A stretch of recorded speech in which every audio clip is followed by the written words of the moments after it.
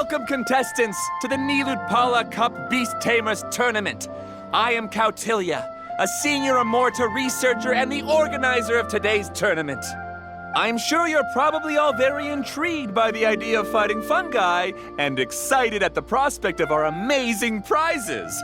But at the same time, you may well have some concerns about the safety of this tournament. Worry not, the wisdom orb we've developed exclusively for this event makes use of Amorta's most advanced intellectual boost technology. It is absolutely reliable and safe. So please cast your reservations aside and enter the tournament with confidence. Also, it gives me great pleasure to announce that this event is sponsored by Mr. Elhingen, a renowned businessman from Fontaine who has generously provided a grand total of 60 million mora for our prize fund. And if anyone is able to prove themselves capable of carrying out Mr. Elhingen's philosophy by passing the ultimate trial, he will be willing to give them his entire fortune. The only other condition is that the winner must agree to carry on Mr. Elhingen's legacy by hosting the Nilotpala Cup Beast Tamers tournament in the future. Whoa! Paimon can't believe that rich guy threw 60 million mora at this event! Just like that! And what was all that about inheriting his entire fortune if you promise to keep his beast taming tournament going? Also, hosted by an academia scholar, huh? Pretty official. Might be a little inappropriate if we just barged in and tried to shut it down. So, why don't we enter the tournament and see if this wisdom orb thingy actually works? No, that's not it! It's just, now that everything in Sumeru has finally settled down, don't you think it'd be a little unfair to Nahida if we keep picking trouble with the academia? And he sounded really confident. Paimon's curious about how this mysterious fungi taming device works. Although they've caused this trouble in the past, the fungi aren't just aggressive monsters, right? They're more like wild animals with bad tempers. Since there's no longer any safety concerns, we don't need to worry. Maybe we can even try becoming friends with the fungi. Paimon thinks that would be fun. Besides, if we do well in the tournament, we'll be able to earn some extra mora. There are basically no drawbacks. Yep, that's the way we roll. Looks like we sign up over there. Come on, let's grab a wisdom orb and enter the tournament.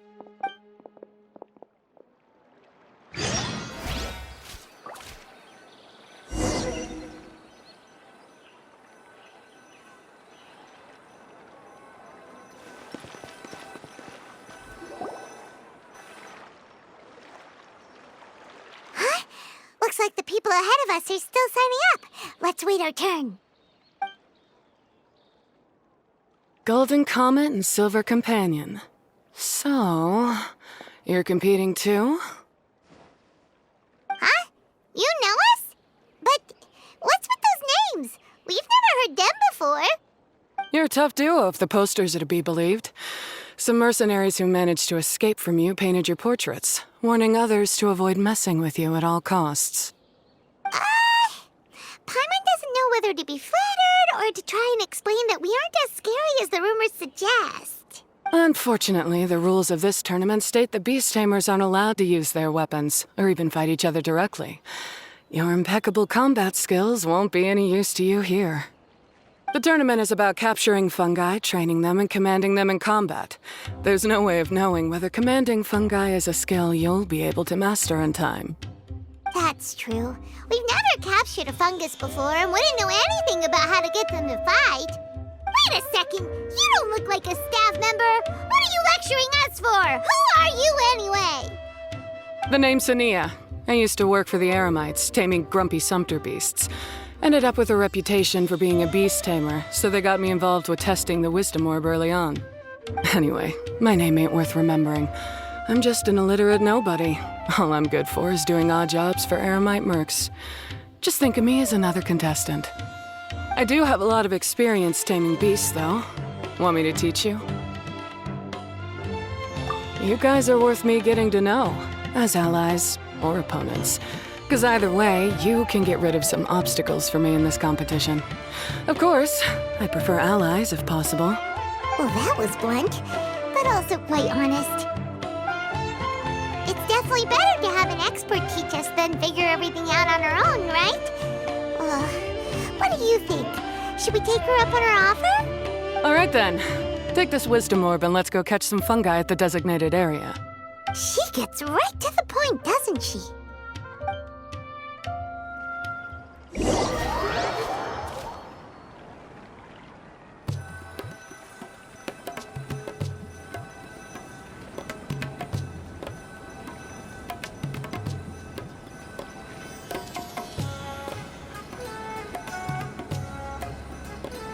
Huh?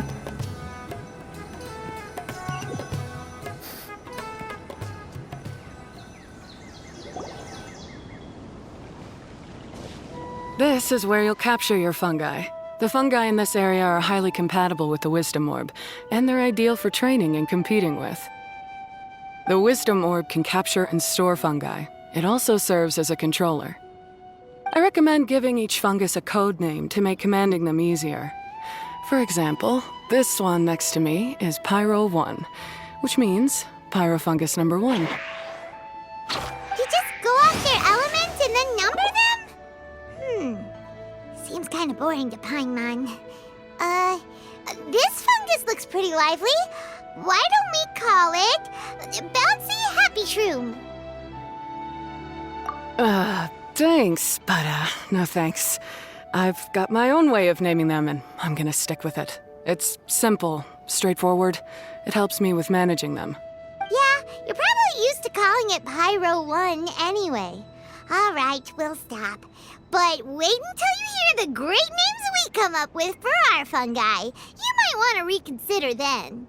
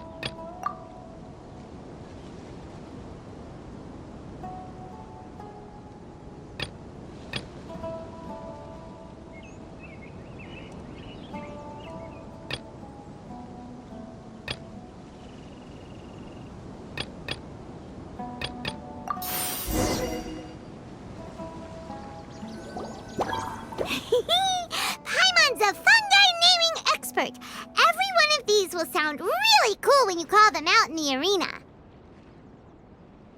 The round hat on this little guy's head kind of looks like a drum, don't you think? The first thing that came to Paimon's mind when she saw it was, if you hit it on the head, it's definitely gonna go bing bong. How does the name Bongo Head sound?